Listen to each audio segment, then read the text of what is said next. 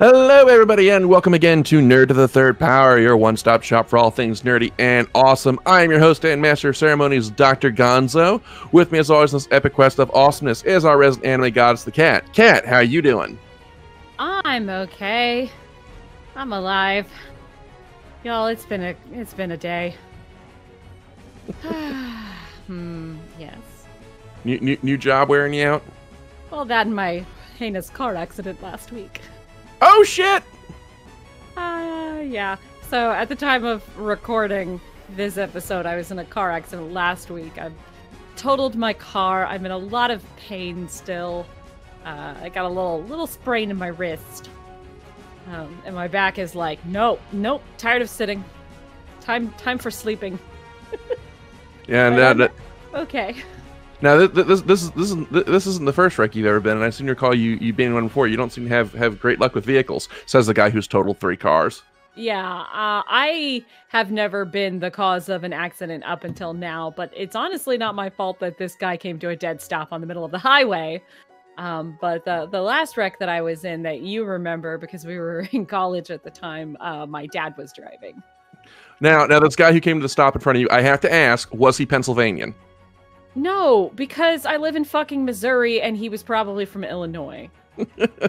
Okay, because like every state has its brain damage when it comes to driving, and I've noticed that Pennsylvanians have what I can only describe as being a sexual love for sudden stops for no goddamn reason in the middle of an empty road. So, but anyway, all right. Well, Mike is still he's out of the hospital, but he is still in recuperation. So we wish him all the best. But we have Skyblaze here with us. Skyblaze, how are you doing? Still a bit broken, but better than I was. So we're getting there. Okay, the graph is trending uphill, up then. Slowly. I might have to have more surgery, which we all know is deeply exciting. But I'm on medication to control the pain, so it's all fine. Well, I feel kind of bad now. The worst thing that I have to report is I have to get a filling put in next week. So, you know. Oh no, that's terrible. I know. I have to go see the dentist. Those paid torturers of men. Nah, it's just a small thing. I won't even need anesthetic for it.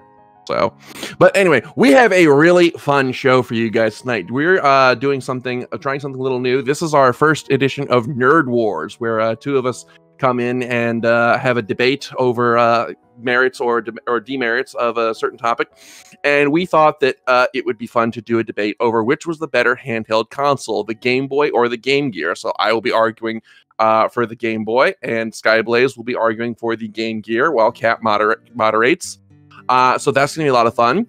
But of course, there is procedure to follow, so we're going to begin, as always, with the Ask the Geek. And a reminder, if you're listening to us on YouTube, please do remember to hit the like and subscribe and hit that bell. It helps our channel grow, and we would really appreciate it. So our first question here comes from Paul, and it's for me, but I'm going to go ahead and open up to Skyblaze. And his question is, have you ever finished a game and then had trouble deciding what to play next because you were so overwhelmed with emotions from the previous game? And yeah, I have this problem a lot, especially with if the game that I've just finished is one that I've invested a whole lot of time in. Like I just finished Earthbound for the first time, and it took me like a straight week of like multi-hour marathon sessions to finish it. And then after I finished it, I was just like, okay, what the hell to play next? And I realized that is just the epitome of first world problems, to have nearly 1,100 games in your collection and not being able to decide what to play next. But no, yeah, I definitely have trouble sometimes, you know, following up a game that I just finished with, you know, trying to find something else. Skyblaze, what about you? You ever have this issue? Oh yeah. The most recent example I can think of is when I finished Nier Automata. Because that game, like, holds you down and hits you over the head with the feels bat. And then you finish it and you're like, ow. I have many feelings. And now I don't know what to do. Because for a while, everything just felt like really shallow after that. I had to go and play like Diablo 3 for a while just to remind myself what gaming isn't necessarily supposed to beat you up emotionally. See, I found when I have those, you know, what's next problems, is I'll put in something that's, you know, just really light. Like maybe I might play a few rounds of Tetris or some Super Mario Brothers, just something that I can just pick up and mess around with for a few minutes. And then normally, you know, I'll find something else that I want to really devote some time to, you know, a little bit later. The thing that worries me when it happens to me is, I'm sure I've mentioned this on the show before. I occasionally have depressive spells. So, and you know, one of the you know, big symptoms with my depressive spells is I find myself being, you know, not really willing or being able to summon up the energy to play video games. So anytime I'm in a state where I can't immediately pick up a game and start playing, I'm like, okay, you know, am I just being indecisive, or is this the start of another spell? So, you know, there's actually a name for it. It's called anhedonia. It means you can't take enjoyment out of things that you usually enjoy. Yeah. So, you know, I sometimes get worried that like that's what's happening to me, but you know, I've already found something, so I'm doing good right now. And let's kind of turn this over to Kat and kind of reword the question a little bit. Kat, do you ever when you after you finish an anime have trouble deciding what to watch next afterwards? Have you ever had something like this happen to you? Yeah, I mean, I feel like we've all had that.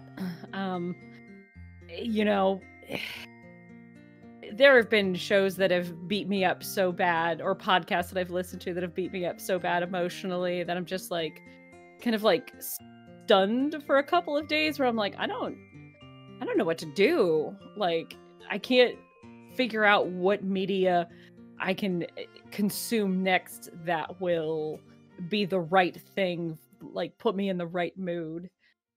That usually results in me re-listening to or rewatching the thing that just beat me up. I'm like, I don't know what else to do. I guess I need to watch this again. No, all over again, my heart. I'm not sure that's that's healthy, but that's for other minds to decide. I can't say a great deal because I watched the Chernobyl miniseries like 3 times through, and that is like quite brutal. So, yeah. My worst one was the Magnus Archives podcast, where I caught up like 4 seasons and then went, what do I do with my life now? I should just start it from the beginning. And I did that twice. And it's a really long podcast, you guys. So it was like several months of my life where it was like, sorry, if you're not the Magnus Archives, I can't give you my time. As someone who once shotgunned the entire Big Finish Doctor Who audio archive, and then was left with no purpose in life, I feel that pain. So I know very well how that feels. And that's a big feckin' archive. One of the perks of working pizza delivery for 6 years, I spent a lot of time in my car, and I had a lot of time to listen to audio dramas. Good point. So, anyway, let's see here now. Next question. All right, here's a question here. This is from Lacey, and she asked. I guess I made an offhanded comment about this in a previous episode. How do you accidentally buy a PlayStation 5? Okay, all right, so by being Dr. Gonzo, that's how. Pretty much. So what happened was, so I follow this guy on Twitter. You've probably heard of him, Wario64. He's always tweeting these deals when, you know, these consoles are back in stock. And he happened to tweet that this GameStop bundle's up. And just as a complete joke, just to see how far I would get, I clicked on it and I started putting in my information to put in an order just to see how far I could get before it told me it was sold out. And y'all, everything that could go wrong did go wrong in the process of this transaction. I put in the wrong address. I had to re-enter my credit card number 3 times because the fucking phone wouldn't scan. You know, I got like 404 errors. I lost connection to my Wi-Fi at one point. This was like a 15-minute transaction trying to get this whole thing done. So finally, by then, I'm like, okay, these have to have been sold out by now. There's no possible way there could be anything left. So I hit submit order. Congratulations on your purchase. We sent you a confirmation email. What? Bear in mind, this is like an $800, bundle that I'm slapping money down, and I'm just like, I don't really have that right now because I just finished moving. So it's kind of like, and when the hell am I ever gonna find one of these again? So yes, that's how you accidentally buy a PlayStation 5. Okay, next question here. Let's see. Okay. All right. Here is one for you, Skyblaze. And this one comes from Ray. And they ask, what is a classic Doctor Who monster that you would like to see come back? Oh, wow.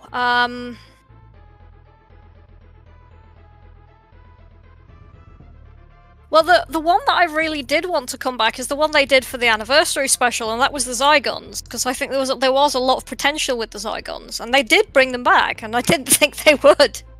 So that was pretty cool. The Zygons have been back a couple of times since then, yeah. haven't they? Yeah, they have. There was a pretty cool episode with Peter Capaldi, and the Zygons kind of sort of integrating into humanity, and then maybe not, and then they did, and yeah, well. What else?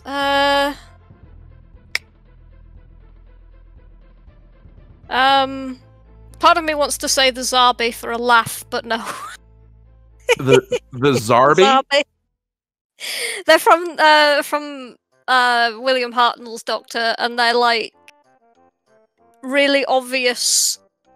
They kind of look like paper mache ant fronts with like really obviously human legs, and they're hilarious. So that would be amusing. It's not going to happen. It'd be hilarious, though. I think they've actually shown up in at least one of the Big Finish episodes, but I can't remember which one. I wouldn't remember. After 100 of them, they all kind of bleed together. Yeah. They all kind of bleed together. What were the name of those? I can't remember what they were called. The robot people who dressed in the amazing white disco outfits. And they were the enemies of the Daleks. What was it called? The Thals? No, they were robots. Yeah. When you said white disco, disco outfits, that doesn't really narrow it down. I think it began with R. Because they made a plague, and that was like killing the inside of the. Okay, well, while Skyblaze researches that, Kat, what about you? Any classic Doctor Who monsters that you'd like to see make a reappearance? I don't have any frame of reference for this. I'm not the one who did all of the classic Doctor Who stuff. Nothing. I have no opinion on this. You did not do as I did when I discovered Doctor Who and dive headfirst into a giant pool from which there is almost no escape. No, Some people not. have restraint. You got into Doctor Who hard, and I got into Critical Role hard, and we've probably listened to and watched the same amount of hours, but very different things. All right. Well, then I guess it'll just come to Skyblaze when it comes. Okay, alrighty, and with that is all the Ask Geek questions that we have for this week. Thank you as always for sending them in. As always, you can send them to us through the email at drgonzo@nerdtothethirdpower.com. We love getting your questions, love reading them on the air, so yeah, go ahead and get your questions in, and you just might get yours read on the show. Ellens. I'm of Ellens, the androids. There we go. All right.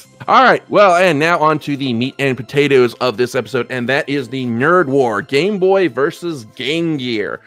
We are finally going to settle the debate as to which is the better console.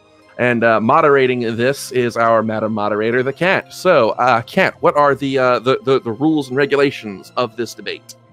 Okay, so we've basically got two rules. The first rule is that you cannot go, history shows, and then just leave it at that. You have to explain and argue why what history shows is or is not help or detrimental to the console. And then our second rule is that no arguments can be based on personal preference. All arguments for or against must be backed up with reason and logic and fact All right. Okay. All right, and of course the moderator is permitted, nay, encouraged to ask questions for clarification, if such is necessary. So so the sides, I will be arguing for the Game Boy because I am a Nintendo fanboy, and Skyblaze, our resident Sega nerd, will be arguing for the Game Gear. So I guess let's just go ahead with our opening statement. So Skyblaze, I yield the floor to you. Okay, first of all, I'm going to go ahead and admit, right off the bat, that the Game Boy outsold the Game Gear. However, there are a lot of features that the Game Gear has that the Game Boy just doesn't match up well against. Okay. And in a lot of technical aspects, the Game Gear is superior. And I intend to show that. Okay. My esteemed opponent has made their case for the Game Gear and declared their intentions. It is my intention to prove that the Game Boy is the superior console. I intend to argue this. Well, shit. I'm great at making arguments, not so much as opening statements. My esteemed opponent has made has declared their support for the Game Gear.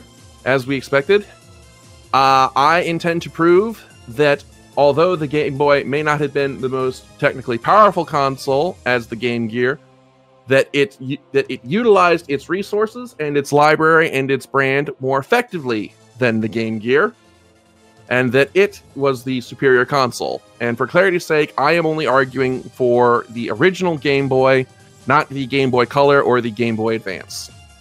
So, with that, we will now present our first arguments. So, Skyblaze, I yield the floor to you.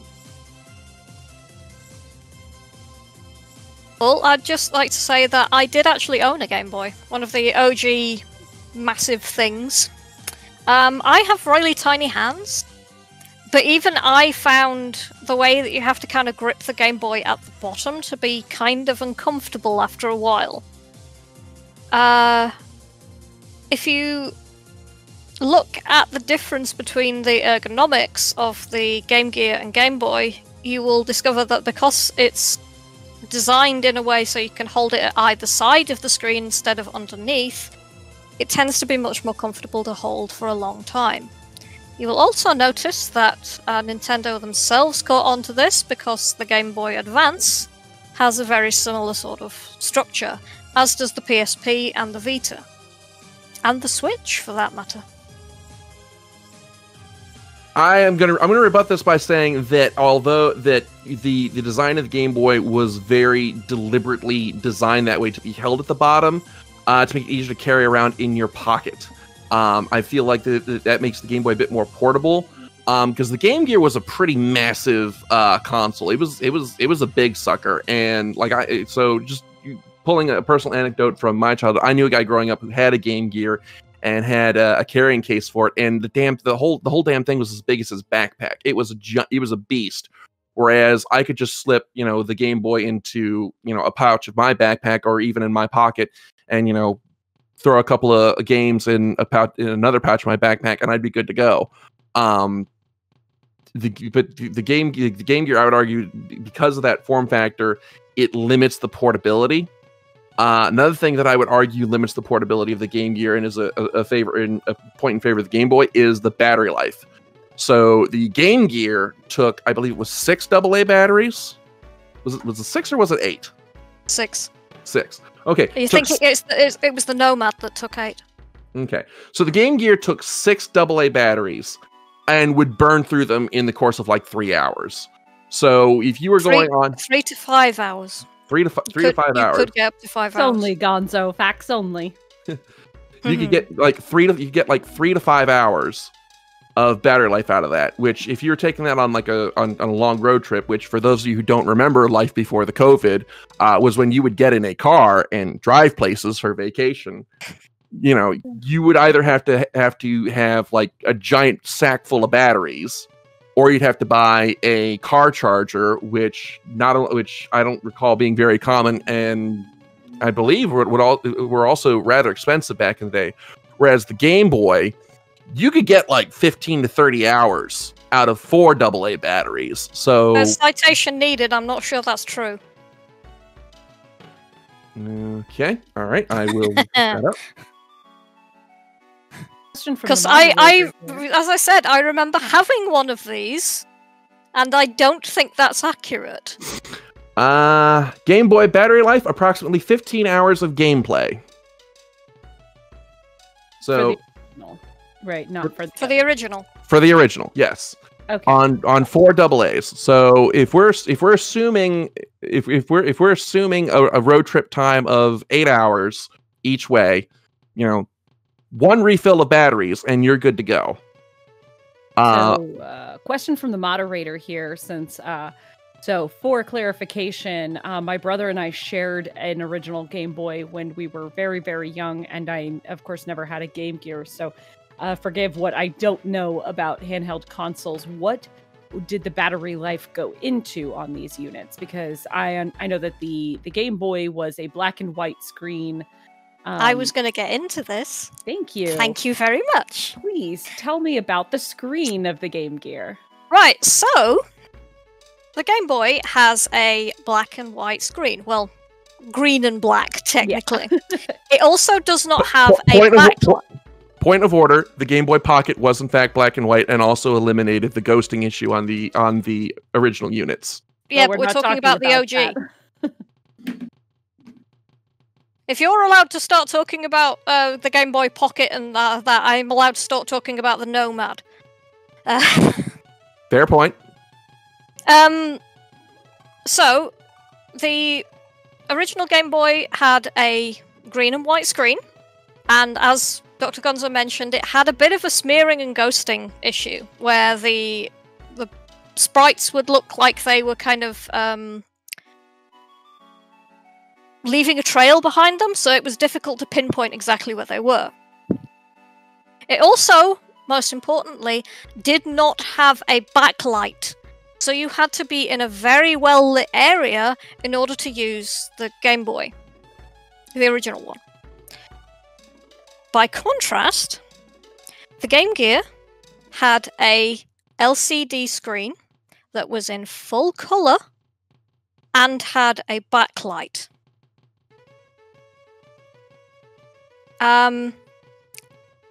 The problem with this is that it's specific. It's not the screen that actually takes up most of the battery power.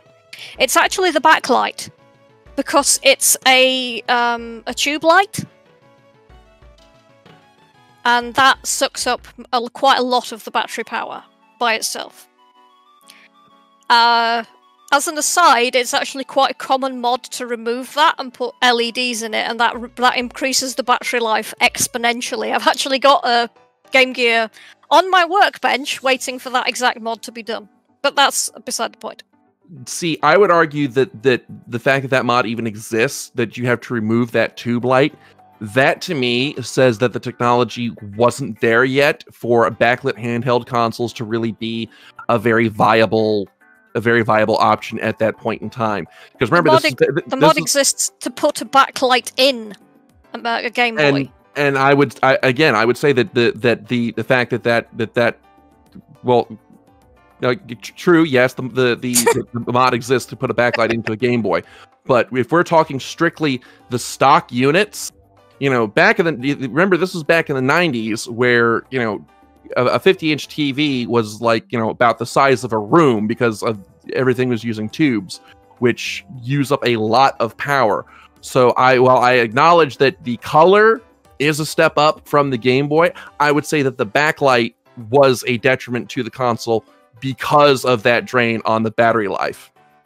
Now, I was just about to also address this. One thing you did not mention is that there was 2 different types of power packs that were available to extend the battery life. There was one that would clip to your belt, and there was another one that clipped to the back of the Game Gear. And these could nearly double the battery life.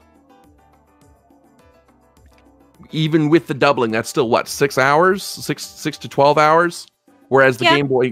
Game Boy natively got minimum 15 hours. If you could see it. Yeah. If you were on your very long road trip, you would maybe have, like, what, 4 or 5 hours usefully before you would be too dark to see? Well, that would depend on when your parents woke you up to put you out on the road. But that's not really germane to the discussion. The other thing that I would argue places that made the Game Boy ultimately the superior console was how it was its branding and how it reached out to its audience. So, you know, one of the things that made the Game Boy so successful was that its pack-in title was Tetris. You know, this is a game that, you know, not just hardcore gamers, but like people my parents' age or older would play. It's a game that everybody could pick up and understand. And it was included as a pack-in title with the Game Boy. And I feel like that helped it show itself as being more accessible to the common layperson. Whereas with the Game Gear, you know, I think Game Gear, I think like Sonic the Hedgehog, I think Shining Force, I think Echo the Dolphin. You know, I can't really think of any really famous titles that had that same accessibility as, say, like, you know, Tetris, or I think there was also Space Invaders port on the Game Boy. So I would argue that while yes, there weren't as many so-called, I kind of hate this term, hardcore games on the Game Boy as there were on the Game Gear, I would argue that accessibility for a more casual audience allowed the game is a big part of what made the Game Boy so successful and what ultimately made it the better console all around. Question from the moderator: did it? So it would make it more accessible. Is there any hard data to suggest that a wider audience was actually using it? So, for example, my parents would know of Tetris and Space Invaders from, you know, other Commodore or, you know, arcade games or something like that. But my parents never played the Game Boy. So, is there any substantial proof to say this could appeal to a wider audience and did financially or in sales or whatever actually get used by the wider audience? When Gunpei Yokoi, God rest his soul, designed the Game Boy, he was the one who made the decision to include Tetris, because the story goes he saw a bunch of Japanese salarymen playing with fiddling with their calculators on the train, and the story goes that after the Game Boy came out, he would go on his daily commute and he would see the train car full of those same salarymen playing Tetris on their Game Boy. As the personal anecdote, when I first got my Game Boy, my father bought for himself a copy of Chess Master, which he would actually play. And this is a man who never played video games otherwise. Let me look up some. But you wanted some sales numbers. Tetris Game Boy pack-in numbers. I'm less concerned about the sales numbers and more concerned, since you made the point, of the variety of people who were playing it. Okay. Well, then, yeah, ignoring the sales numbers, but like that was explicitly the purpose of including Tetris as a pack-in with the original Game Boy, as opposed to, say, like Super Mario Brothers or a Zelda game, was because of that accessibility. Because the Game Boy was originally designed to be something. The Game Boy was designed to be something that you could pick up, play for a few minutes, and then set down, just as a commute. Whereas with the Game Gear, you have a lot of games, like I mentioned, Shining Force, which is a multi-hour RPG. That's something that you have to sit down and devote some real time to.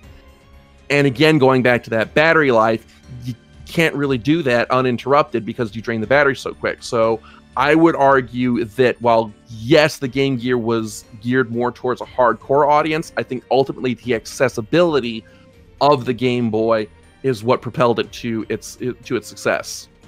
And now I yield to Skyblaze for a rebuttal. I would say about this is that the Game Gear had one particular thing that as far as I'm aware, the Game Boy never did. And that's a TV tuner. Now, this means that you could slot in a device into the cartridge port and you could turn your Game Gear into a small TV. I am not making this up. It had a massive aerial. It was like a 2-foot long aerial when it was fully extended. There's also, and this is so bizarre that it hurts my brain, but it's a thing, there's an AV port on the TV tuner. So it is theoretically possible, with some adapters, to hook up, say, an Xbox 360 or a PS3 to a Game Boy and play it on that tiny screen. A Game Boy? Game Gear. Sorry, I'm. Dude, it's nearly midnight. I am very tired. Yeah, I really want to play a Game Boy now. I just want to know what that is, and I want to play it. There probably is one because the there's Kosher every console. kind. Yeah. Okay, I remember the TV tuner because the same friend that had the Game Gear had one because he was that kid. He was that rich kid who had like all the neat shit. He had a Neo Geo in his house, just for frame of reference, but that's neither here nor there. But I remember the TV tuner. I also remember that it sucked because it couldn't pick up signal for shit. It was fine in the UK. Yeah, but in the US, where you're typically much further away from your local television station, it didn't do shit. And because also there's a lot of overlap, there was also a lot of overlap in the 90s, frequency-wise, between television stations and radio stations. You could be getting video from a television station, and your audio could be coming from a radio station because there was a lot of crosstalk. So yeah, I remember the TV tuner, and I remember that it was bad. It was not a successful peripheral over here. One other thing, and another device that could be hooked into the Game Gear, is the Master Gear Converter. Now, on a technical level, a Game Gear is basically a Master System in a smaller box. This means that it is pretty easy to play Master System games on a Game Gear. It's a fairly simple pass-through converter. I think the only thing that it would do is resize the video output to 160 by 144.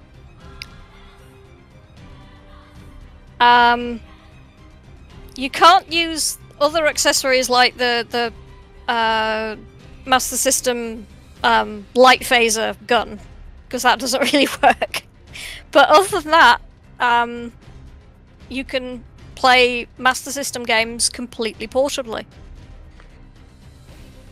And this more than doubles the available library. I would argue that would be more of a success in Europe than it was in the US because the Master System wasn't a huge seller here in the States. Are you familiar with the mysterious other world that is Brazil? Brazil's just freaky for the Master System. They're still making games over there, but that's they're Brazil. still making Master Systems over there. But that's getting a little off topic. I'm not sure that it is, because you're arguing that it didn't do well in America, so it doesn't count, which irritates me for a start off. But yet somehow Brazil doesn't count. Okay, well then let me try a different tack here. You're bringing up all of these accessories that can add all of these extra features to the Game Gear. Whereas the Game Boy didn't need any of those extra features. It was successful enough on its own. Excuse me, I'm getting a little parched here. You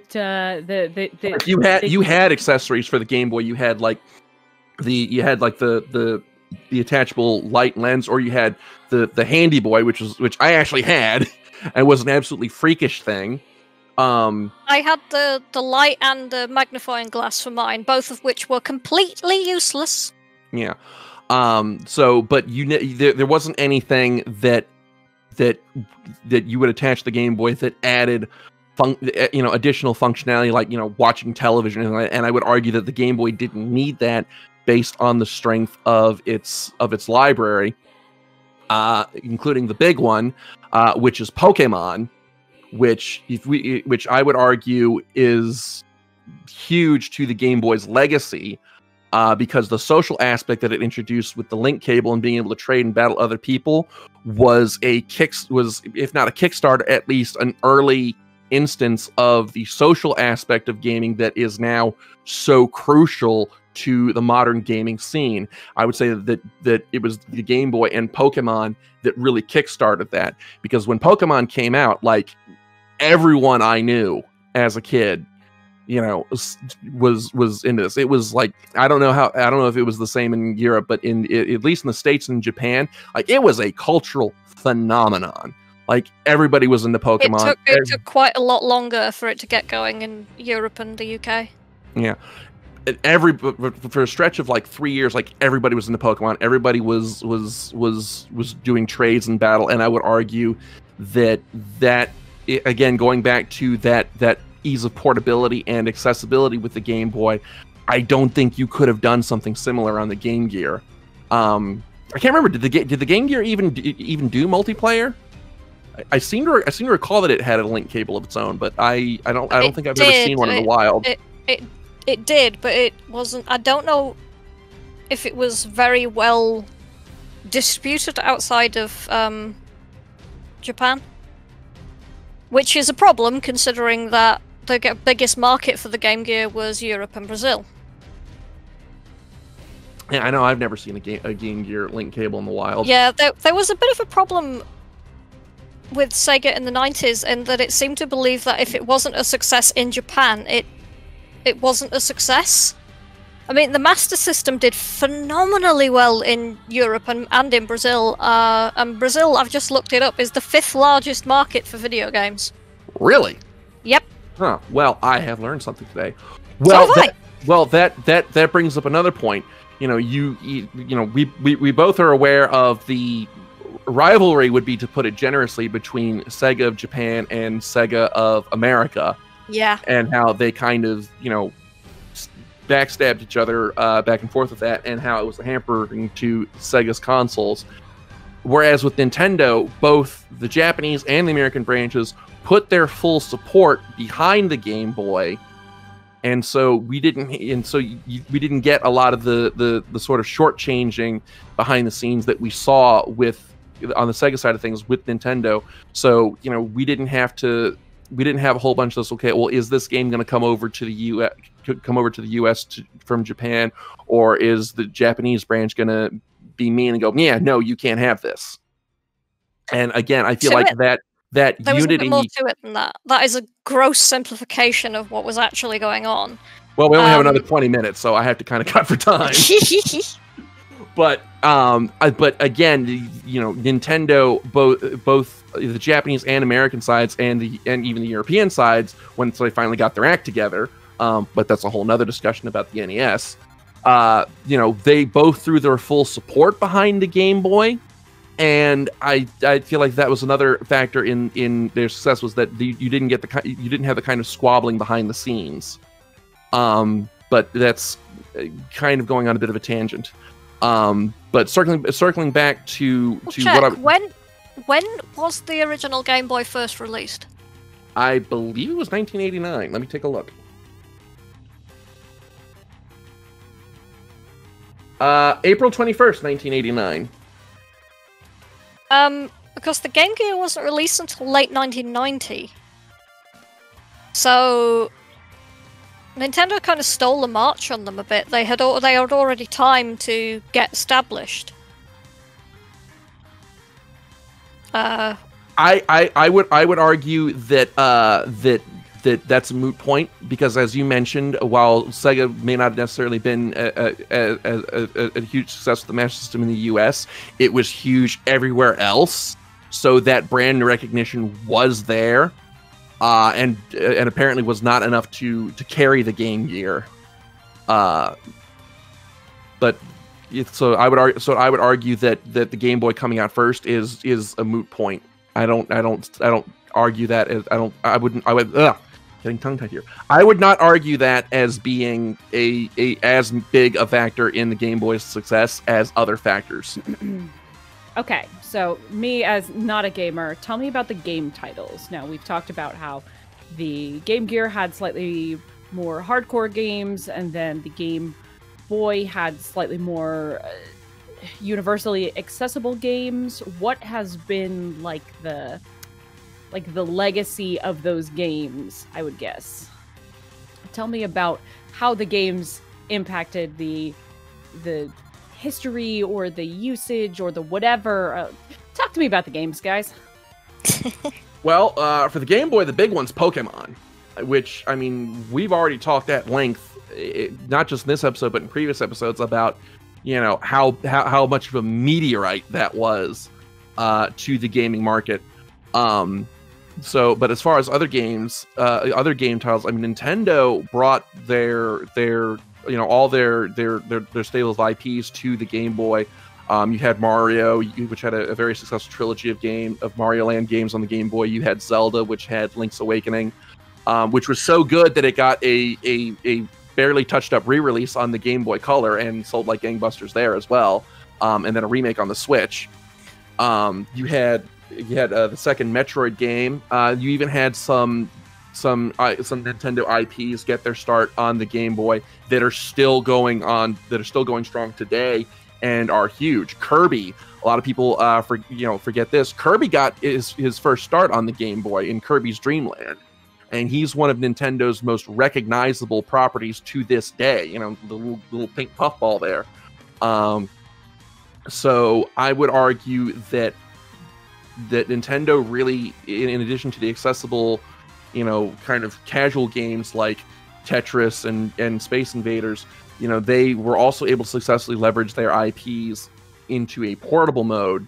You also had some support from SquareSoft before they merged Square Enix. So you had games like Final Fantasy Adventure, Final Fantasy Legends. So there were a lot of the big console IPs that had been huge. Mega Man, another one that was big on the NES and found success on the Game Boy as well. So I would say that because Nintendo was able to successfully leverage these games that had been successful on these game franchises that had been successful on home consoles and on a less powerful system than the NES at that, not to mention introduce some new IPs like Kirby and Pokemon that are still going strong today. Whereas I'm racking my brain, and outside of Sonic and maybe Shining Force, I can't think of any franchises that positioned themselves on the Game Gear that were as successful as the Nintendo IPs that were on the Game Boy. Let's see. Columns, Streets of Rage and Streets of Rage 2. There was a version of Prince of Persia that was on the Game Gear. Sonic Chaos was on the Game Gear. There was a Castlevania-alike called Master of Darkness that was also on the Game Gear. There were several Sonic side games, things like Tails Adventure. What was the other one? I can't remember what the other one was called. My brain is fried. There was a version of Mega Man that was on the Game Gear, which is a bit weird to see Mega Man on where? That game goes for buku bucks, by the way. I saw one in the wild. It was like $250, and I'm like, no. Also, are you familiar with the recent remake of Wonder Boy? Wonder Boy the Dragon's Trap? Which one? There's been a couple. Yeah, Wonder Boy the Dragon's Trap. Yeah, I think I actually had that in my Switch library. Yep. On the Game Gear originally. Okay. So, as you mentioned, Shining Force had a couple of entries that were on the Game Gear. One of the major advantages of the Game Gear actually, was that it was really, really easy to port things from the Master System to the Game Gear. Sometimes you'd actually get versions that were expanded versus the Master System versions. They were actually more complete. And sometimes they looked better because the Game Gear actually had a slightly larger colour palette, I think. Let me just double check that. I'm pretty sure that's right. Yeah, wider variety of colours and had featured playback in stereo sound. The Game Boy didn't have stereo sound unless you plugged headphones in, did it? No, it had a mono speaker. I thought that was right. Yeah.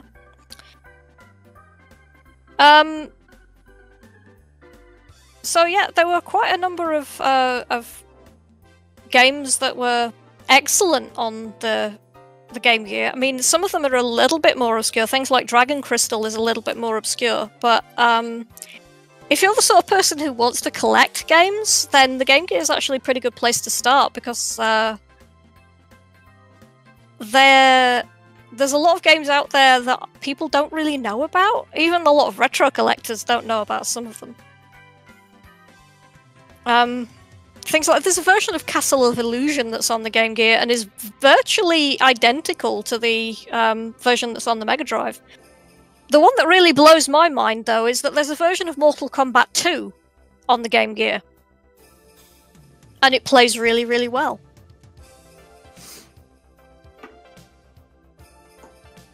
Okay, one last point that I want to make, because we are going to have to start wrapping up in a few minutes here, is durability.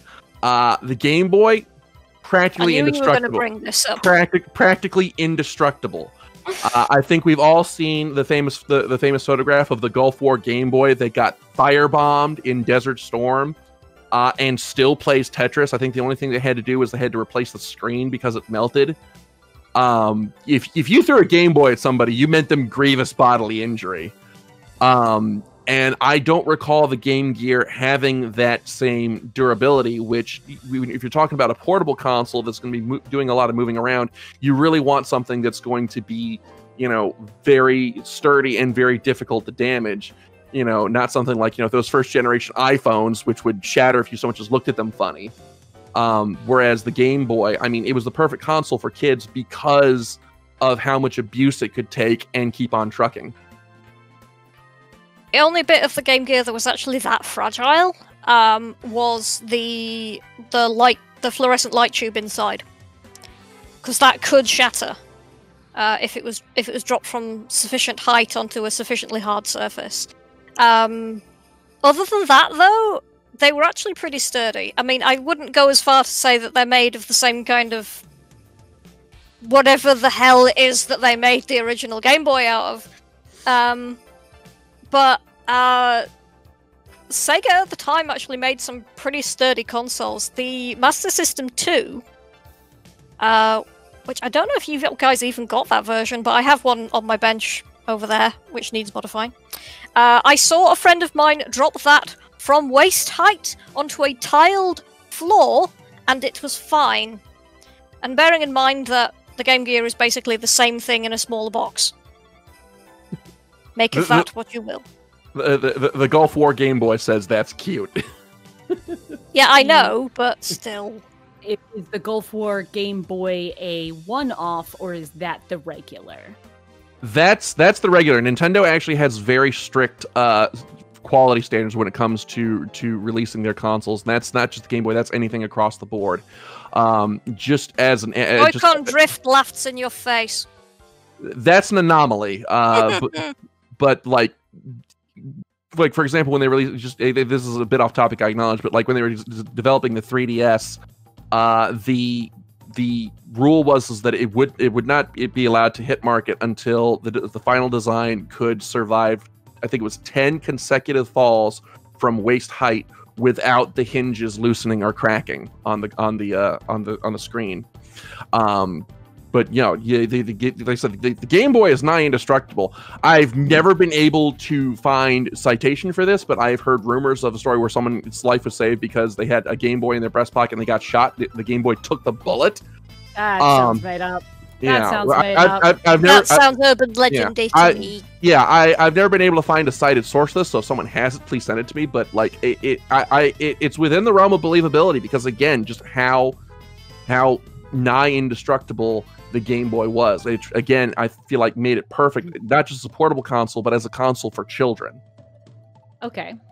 So another topic that I would like to briefly consider is aesthetic. So which of these, who was these two devices targeted at, and how did it aesthetically target them? Because, you know, we live in the age of cell phones and tablets and all these things that have to look good in order to sell it and stand above the rest. How did these try to aesthetically please their potential markets? The Game Boy had that awesome transparent case where you could see all of the innards inside of it, and I've never been able to find one in the wild. That pisses me off because I want one so bad. So when the Game Boy originally launched, you had the classic gray brick, and then you also had the transparent one, which the case was just clear plastic, and like I said, you could see all the electronics inside. Really cool. That's the one that I think a lot of people remember first. And then a couple years later came the Play It Loud line, where the Game Boy was actually released in a rainbow of different colors: red, green, yellow, black. There was a bunch of different colors released for the original Game Boy. Whereas the Game Gear, I think, barring a few special editions, I think only ever came in black. It didn't. Say again. No, it didn't. The standard worldwide model was a kind of black greyish. But there were standard models that were red, yellow, white, blue. There was a blue and a white model that was available in the US. The other colours were available in Japan and the UK. There were also some special editions, like the Coca-Cola Kid version that was black, white, and bright red in the Coca-Cola colours. There was a Magic Knight Rare special edition. There was a really cool Virtua Fighter Mini version, which has awesome artwork of the Virtua Fighter characters on it, and I want one so bad, but they're squillions of pounds. There's also, you mentioned the kind of semi-transparent case. There is one for the Game Gear as well, but it's a Japanese exclusive. Gah! Okay, see, a lot of these that you're bringing up, these are like special editions that I... No, they're not. No, they're not. Not all of them. The Coca-Cola one, the Magic Knight Wraith, I would argue that these were marketed for collectors and weren't really meant for mass market. Whereas all the colors of the original Game Boy that I've listed were very commonly mass marketed. Yeah, excuse me. Let me choose better words here because I'm talking pasta now. All the variations of the Game Boy that I've listed were mass marketed, were mass produced, and were not basically held as like, oh, you got to get this now or else you'll never see it again. I just said the worldwide model that was available in all regions was black. In North America, you had a grey, white, and blue version. In Europe, we had the black standard version, red, yellow, and white. These are not uncommon. The problem with the white one is that it tends to go that kind of dark yellow colour because that's what white plastic does.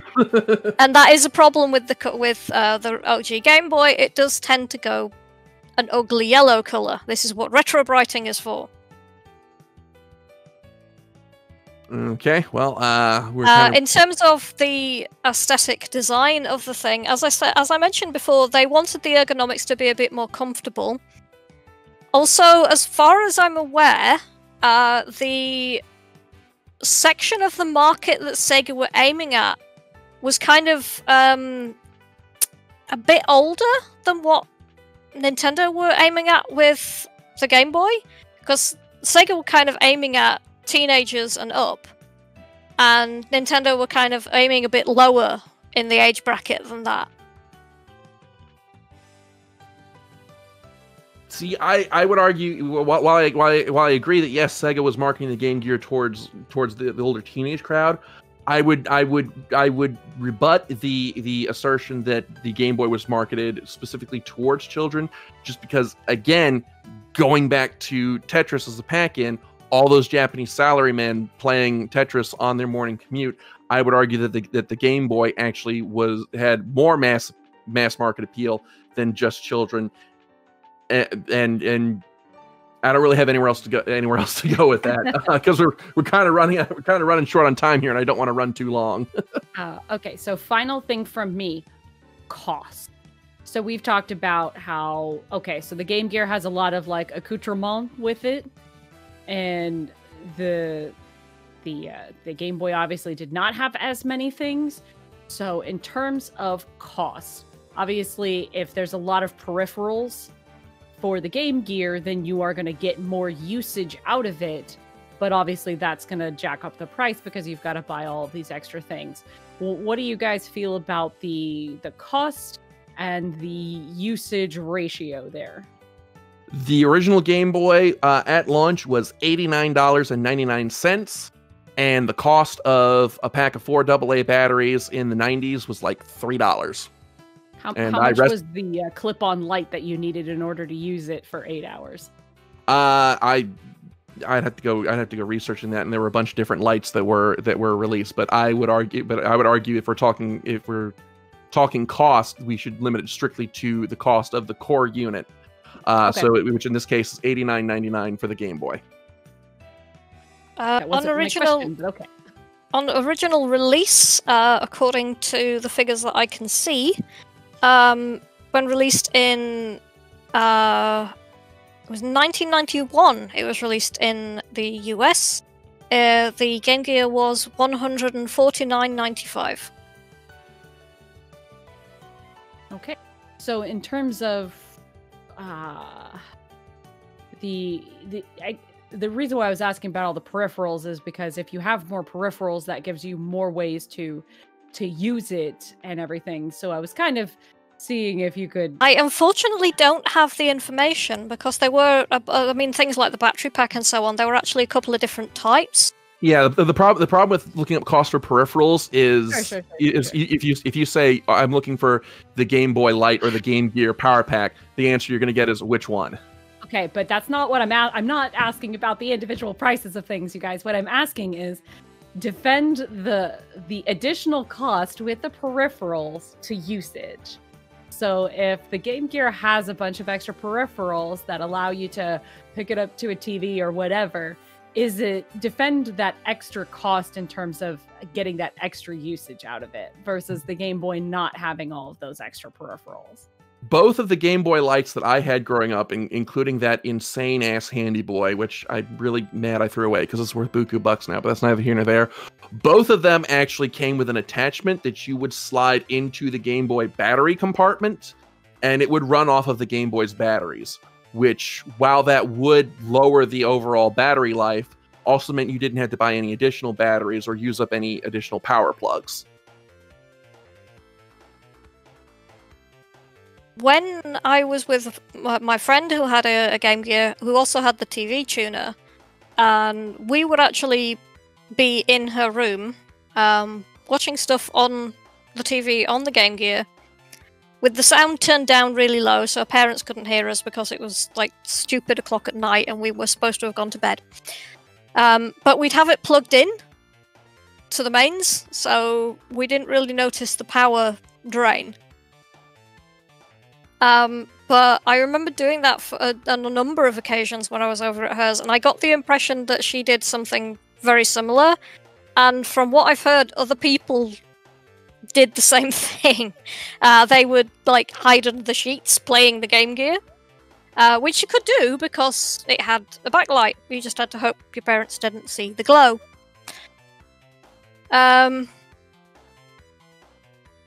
Okay. So, in terms of sneakiness, I think that has a bit of an edge. The battery pack is more of a thing of necessity than anything else, because it does eat through batteries unless you mod it. So, unless you plug it into the mains, then you need a battery pack or you need to spend a lot of money on batteries. Okay.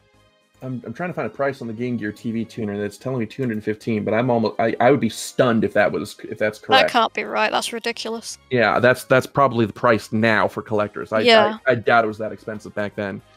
The 90s were expensive, but I don't think they were that expensive. We just need to fish out an old KB Toys catalog from somewhere. Yeah, my friend was not that rich. I can tell you that for nothing. Okay. All right. Well, we're kind of running out of time, so I guess, Kat, now it comes to you. Okay. So, I don't know if I learned anything in all of this. Oh my goodness, there was so much, and my brain is so fried. So it sounds like the Game Gear obviously had this cool color screen, and it was more ergonomic in its handhold, which would conceivably make it more accessible. In terms of more people being able to keep a grasp on it.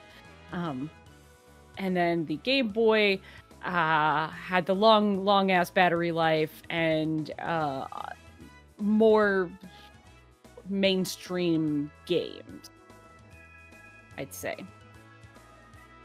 So, oh my god, guys, I don't know, because so obviously I'm trying not to be biased because I did have a Game Boy when I was a kid, and I did play a lot of Super Mario Land, and I never had a chance to play a Game Gear. So should I put myself in the mindset of a kid in the 90s or like as an adult now? You're the moderator. That's up to you. So all I ask is that your decision be based on the arguments. Why don't you do both? Because that could be interesting. I think for bang for your buck, which is a phrase I really hate, but for value and usage, it's like obviously it's the Game Boy. You've got so much more battery life, and a lot of more, to me, more familiar game titles that I would probably be able to, as somebody who can't game, really get in there and just play casually. And that's how I did. Like, we would play on little short road trips and stuff like that. So like, yeah, in terms of bang for your buck, it's obviously the Game Boy at that lower cost and the longer battery life. You can just keep going and going and going like an Energizer Bunny. But I think for me now, ergonomics is such a big thing because I'm over 30. And if I just, sleep wrong, then I'm in pain for weeks. And I think like having that better handhold and having that backlight so that like my eyes are focused a little bit more. I think the backlight would get tiring after a while, but that green light is also quite tiring to look at. I don't think like either screen, for me at least, would be worse than the other. So like adult me would be like, I want the one with the color and that I can hold easier because I feel like it's going to be less painful for me in the long run. But I don't think for me personally that I would know as much about those game titles. And I think the cost of it, adult me cares less about the cost. So adult me is more concerned about the quality of gameplay, especially nowadays when we're all into like, oh, I have this thing and I can stream it, being able to put it up on your TV with this TV tuner, even if it wasn't the greatest then, that would have made me more excited to try it at least. So I feel like that the Game Gear had more versatility, and the Game Boy had more marketability. So if you had to pick one, which you do, what would it be? Oh no. I'd probably. God. Okay. Guys, do me a favor. Yeah. Describe your chosen game, gear or boy, in one single word. If I'm gonna have to rack my brain, so are you people. Colorful. One at a time. Well, if I only have one word, fun, I guess. Fun. Okay. And Skyblaze said colorful.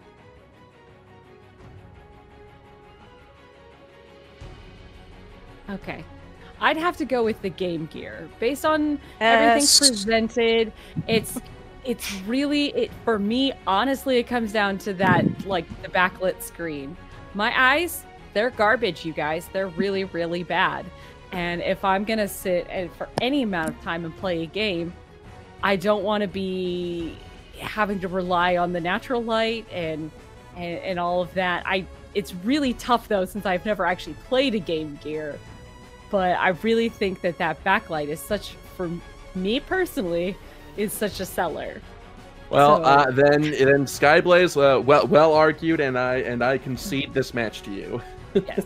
So, but you guys, our dear, sweet, darling listeners, please sound off in the comments about, based on the arguments given today, which one would you guys go with? This. I'm gonna be honest. I knew going into this was gonna be a hard one because the two big things that made the Game Boy successful, which, as we've already said, history shows the Game Boy was the more successful, but the two big things were that battery life and Pokemon, and I knew I was not going to be able to build my arguments just on those two things. So this was actually a really hard one to prepare for, because like I knew Skyblaze was going to bring their A game on this one.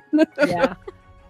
I mean, It helps that I've actually done an entire episode of my Radio Sega show about the Game Gear and the Nomad, so I had most of the research already done.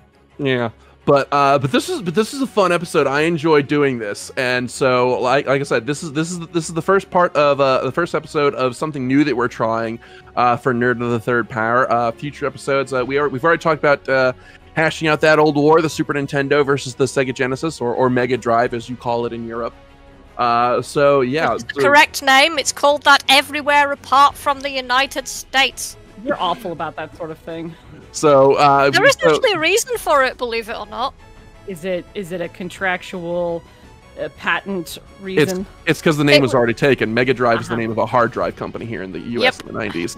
Yep. But yeah, no, this is a lot of fun, and I definitely look forward to doing more of these. So yeah, but that is all the time that we have for Nerd of the Third Power this week. Thank you as always for tuning in. As always, I'm Dr. Gonzo. I'm the cat. I'm Skyblaze. All right, we'll see you next time. Taka, play us out.